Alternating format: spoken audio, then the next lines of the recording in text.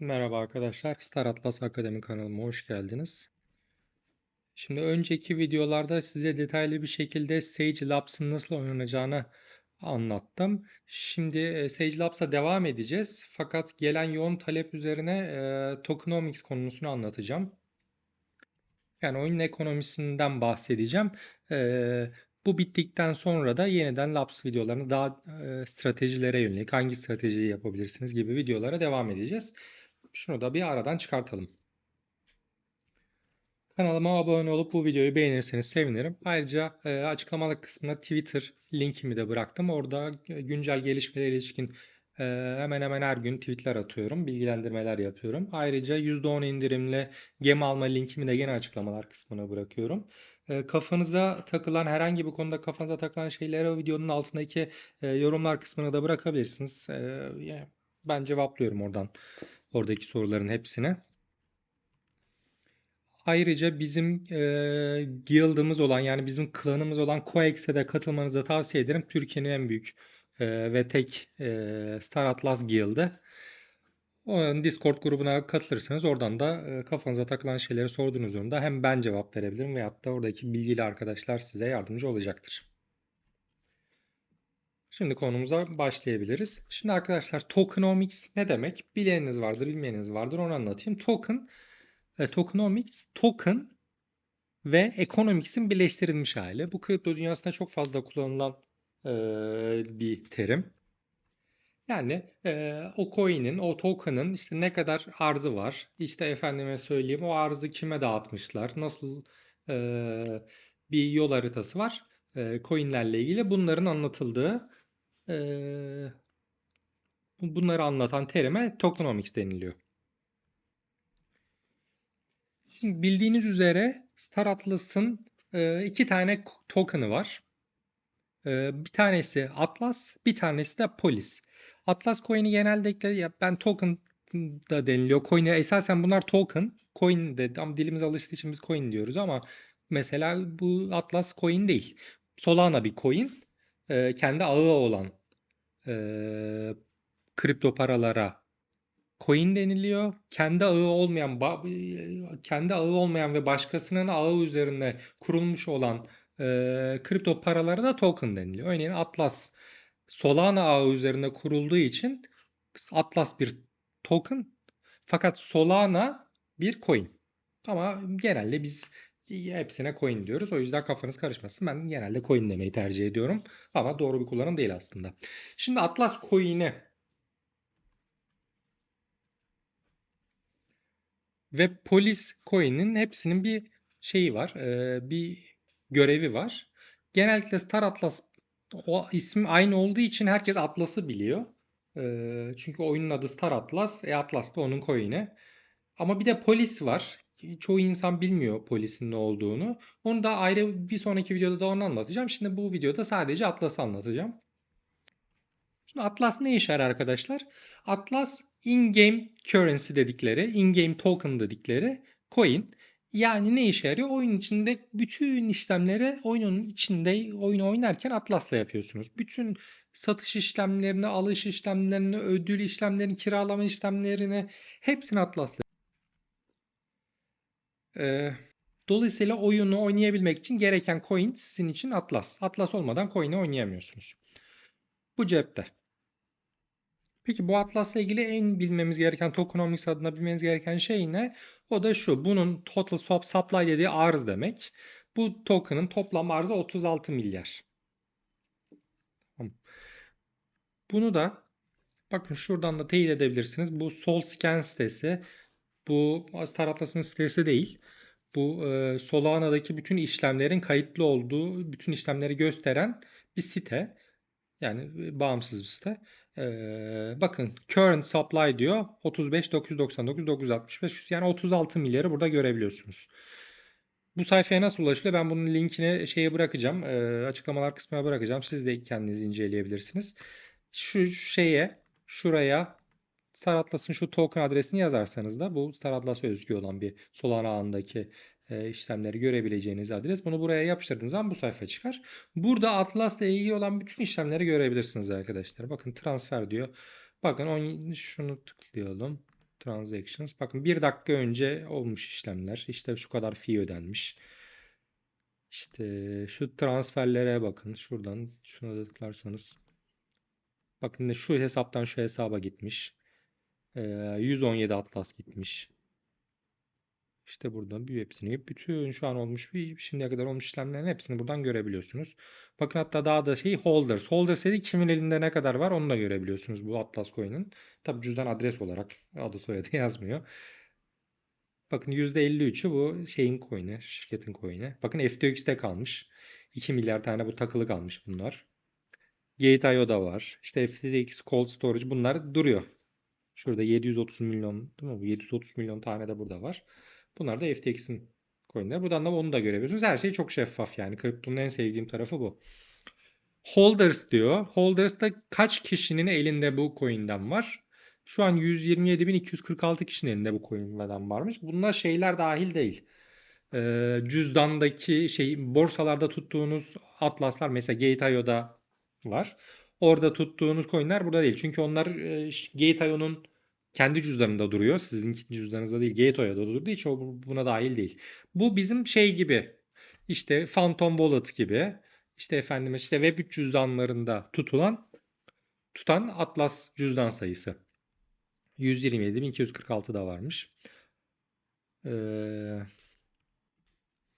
Buraya girip inceleyebilirsiniz arkadaşlar. Ben keyifli bir şey burada girip hangi cüzdan kimin olduğunu tahmin etmeye çalışıp o kime para göndermiş, nereden gelmiş. İşte on-chain analizi dedilen analiz buradaki verilerin analiz edilmesiyle oluşturuluyor. Zincir analizi yani.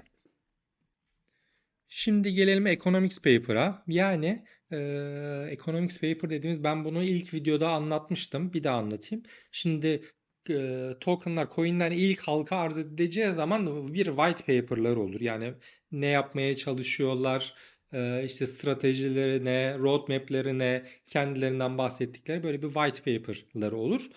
Star Atlas çıkacağı zaman bir white paper'ları zaten vardı.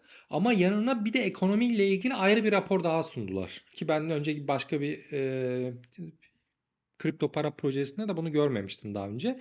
Sadece ekonomiye yönelik bakın 38 sayfalık bir rapor sundular. Ben bunu gene açıklamalar kısmına bırakırım. Dilerseniz oradan da inceleyebilirsiniz. Şimdi gelelim burada Atlas Coin ile ilgili neler söylemişler. Biz daha sayısal şeylerle yani burada hep bu raporda Atlas'ın nerede kullanılacağı, ne yapılacağı hepsi anlatılıyor ama o daha oyunsal şeyler onlar. Daha ekonomiyle o alakalı kısımları ben şimdi anlatacağım. 36 milyarı anlattık arkadaşlar. Şimdi bu da 36 milyarı nasıl dağıtacaklarını anlattıkları tablo. Bakın bunu daha yeni çıkartmadılar. 2 yıl önce çıkartmış oldukları tablo. Şunların hepsini toplarsanız eğer bu 36 milyara ulaşırsınız. Demiş ki 36 milyarın işte %22,5'unu private token sales grubuna vereceğim. Ne bu? İşte önceden topladık para aldıkları yatırımcılar bunlar. Onlara %22,5 vermişler. O da zaten 36 milyarın %22,5'u 8 milyar 100 milyon yapıyor. Şu TGE Unlock dediği Token Generation Event yani tokenların ilk yaratıldığı zamandan bahsediyor. Çok önemli değil bu. Bunu anlatıp kafanızı karıştırmak istemiyorum. Konuyla çok alakalı değil. Şu vesting periyodu söyleyeyim. Bu önemli. Vesting periyot da şu arkadaşlar. Şimdi önceden yatırımcı işte büyük bir yatırımcı gelmiş. Senin şirketine ortak olmuş. Sen karşılığında işte vermişsin 8 milyar 100 milyonu. Ama diyor ki ben kardeşim bunu sana hemen vermeyeceğim. Bunu belli periyotlar boyunca vereceğim. Çünkü hepsini ben sana tek seferde verirsem sen hemen ilk günden bunun hepsini satarsın. Ondan sonra coin'in değeri cehennemin dibine iner yani. Bakın burada o diyor. 107 haftalık vesting süresi varmış. O da 2 yıl. Birazdan daha bunu anlayacaksınız. İşte %1,5'unu public prese ile vermişler. Ön satış. Yani bu halka ön satış yapmış oldukları bu. %1,5. Public token sales bu da işte borsalar aracılığıyla falan sattıkları. Bakın yazıyor. Bunun %2'ye bu %2'nin %1'ini FTX'te satmışlar. %5'ini 0,5'ini Radium'da satmışlar vesaire. İşte FTX'te olanına ben hatırlıyorum. Katılmadım ama şeydi mesela işte belli bir tutar FTT, onu FTX'in FTT'ye bir token'u vardı. İşte onun eline tutanlara alım hakkı veriyorlardı vesaire. Bu da böyleydi. İşte listings, liquidity pools, bunlar da bakın iki JAX ve DEX'lere, yani borsalarda satabilmesi için onları likitte sağlama amacıyla vermişler %4'ünü. %65'ini de emisyon olarak tutmuşlar. Yani ödül olarak dağıtacaklar. 23 milyar 400 milyon adedini de ödül olarak dağıtılacaklar. Yani biz hani kazandıkça buradan, bu havuzdan kazanacağız ödülleri. %5'ini de takım, yani işte şirketin sahipleri ve de işte önemli bulduğu yazılımcılar vesaire vesaire, onlara da 1 milyar 800 milyon tanesini vereceklermiş. Şimdi bakın burada en önemli şey arkadaşlar şu vesting periyot. Bir daha anlatmak istiyorum. Bakın işte 52 hafta, 2 yıl süre vermişler. Bu kardeşim 2 yıl boyunca sürekli işte belli periyotlarda bu 8 milyar 100 milyon açılacak. Sana vereceğim. Sen artık ne yapıyorsan yap. Şimdi şu grafikte bakın şeyi de var. Şurada şeyi koymuşlar. Kime ne kadar dağıttıklarını şöyle bir pie chart'ta vermişler. Gördüğünüz gibi en büyük pay rewards, emissions dediği ödüller kısmı %65. Kendilerine %5 almışlar. İşte yatırımcılara %22,5 satmışlar vesaire. Kaydıralım arkadaşlar. Neredeydi? Pardon. Kaydıralım. Heh. Şimdi bunun da grafiksel hali de, grafiksel gösterimi de bu arkadaşlar. Şimdi biraz dikkatli olmanız lazım. Yani biliyorum çoğu insan grafikleri görünce korkuyor ama ben anlatacağım. Yani anlayacaksınız muhtemelen.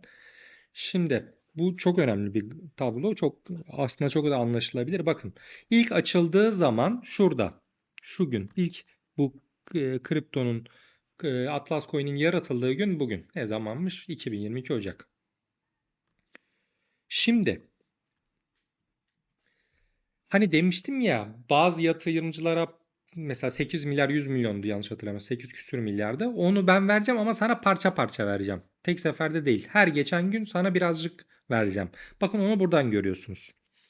Bakın private token size dedi, şu koyu gri olan, bak adama her gün biraz biraz veriyor. Biraz biraz veriyor. Biraz biraz veriyor her gün. Her gün değil de her ay. Onlar da gidip ne yapıyorlarsa ister tutarlar. Genelde satarlar onlar. Tutmazlar. Hemen yatırımların karşılığını almak isterler. Bakın private token size bu. Öbürleri bakın listings, işte takım filan, onlara da ilk günden vermişler zaten vereceklerini. Tamam mı? O çünkü bakın hep kalınlıkları aynı. Bunların ilk günden vermişler.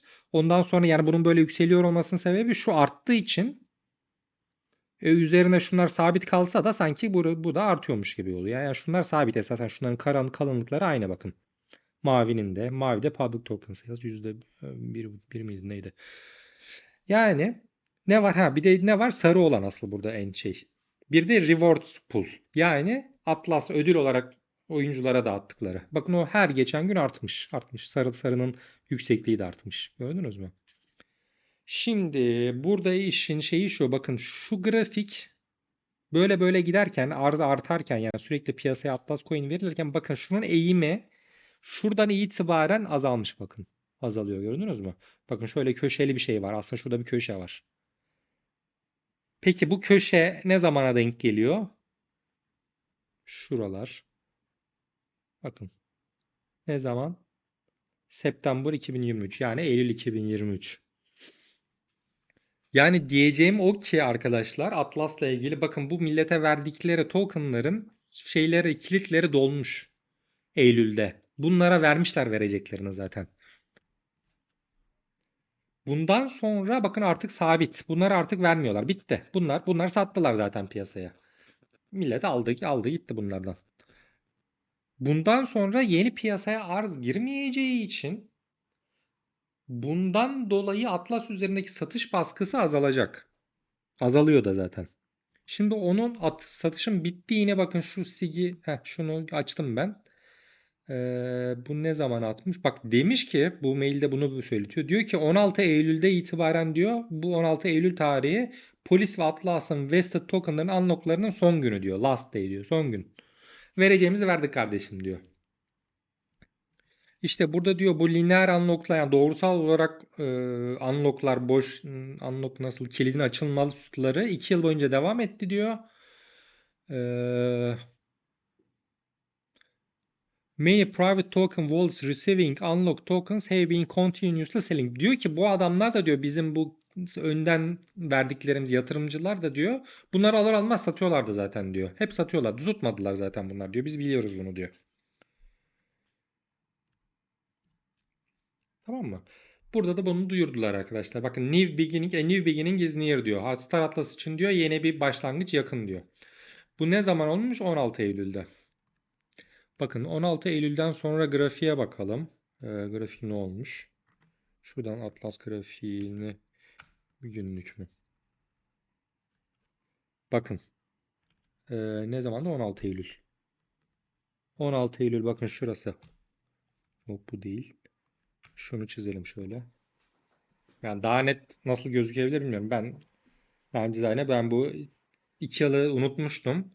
O çocuk bu tweet attıktan sonra aldım açıkçası. Hem Atlas aldım hem polis aldım.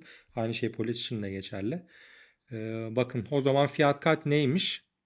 Şuraya gelirsek 0,0014'müş. Şimdi kaç? 0,0032. Hani çok seviyorsunuz ya 2x yapar mı 100x yapar mı? Zaten kaç yapmış? 14. 3 katına çıkmış neredeyse. Ee, evet. Yok tam 3 katın 42 olsaydı 3 katı olurdu. Evet. Yani 2,5 katına falan çıkmış. 28, 2,5 evet. Ee, yani. Matematik yalan söylemez arkadaşlar. Her şey çok açık. Arz ekonomide çok bellidir. Arz ve talep kanunu. Bütün fiyatı belirleyen şey bu.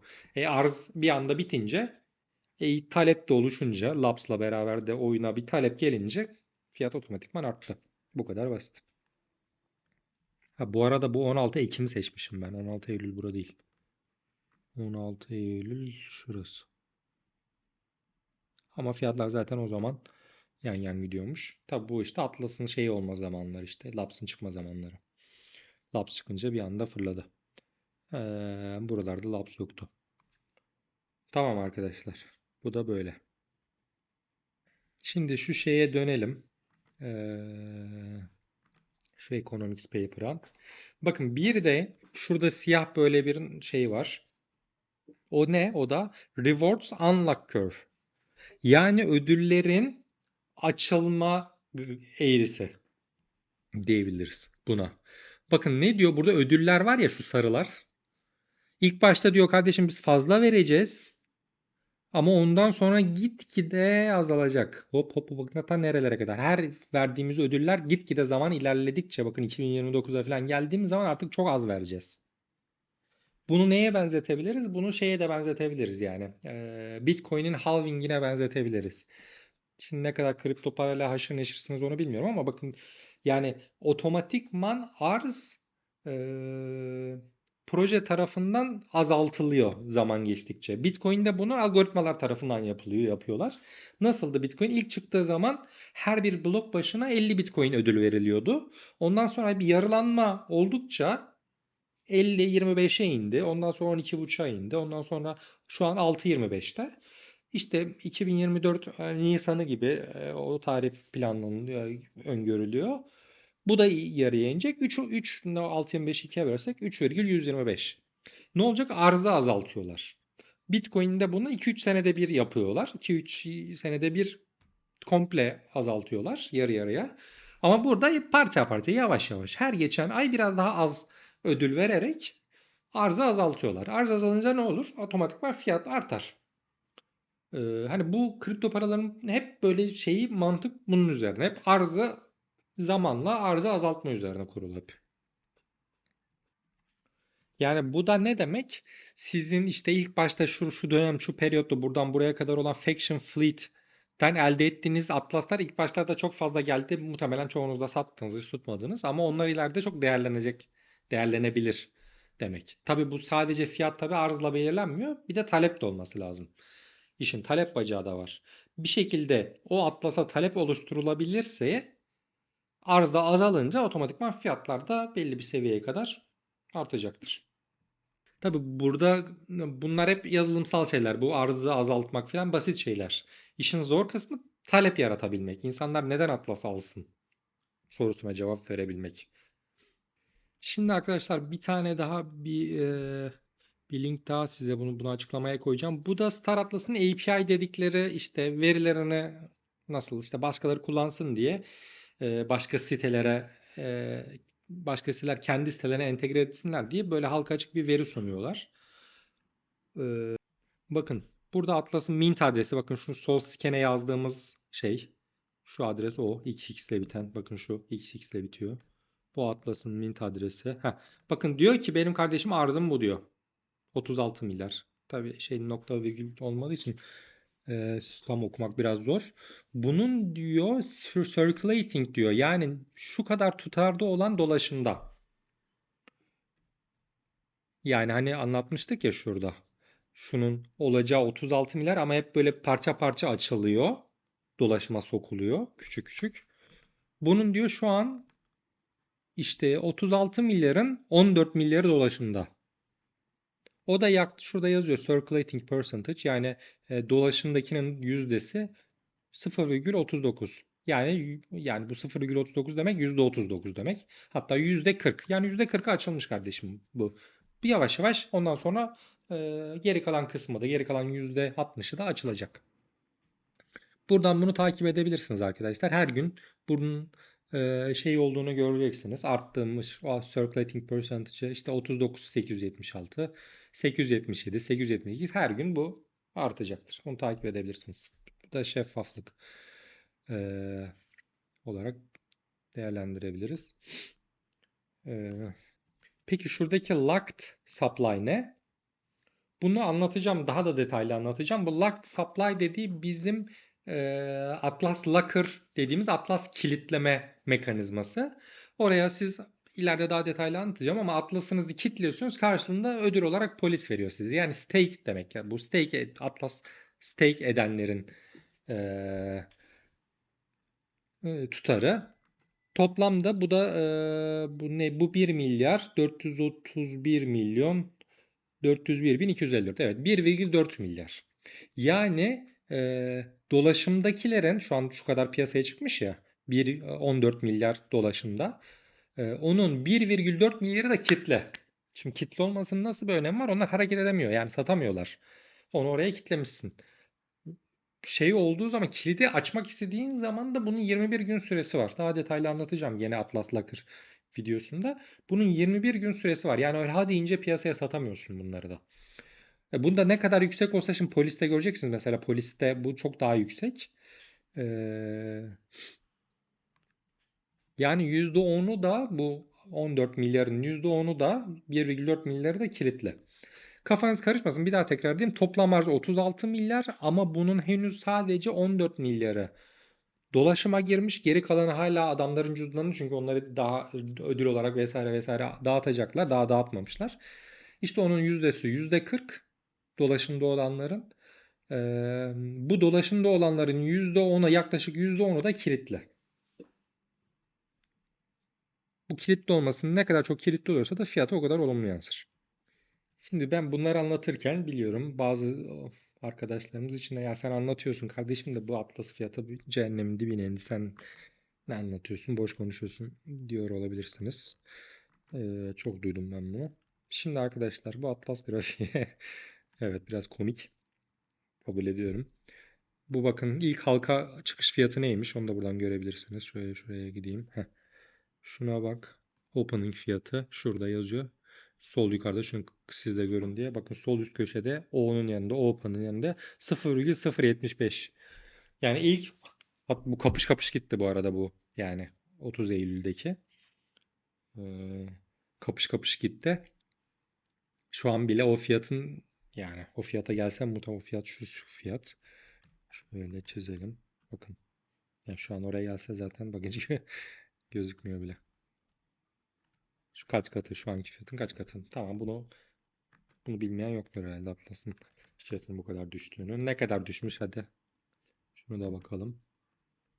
Şuradan şuraya indireyim.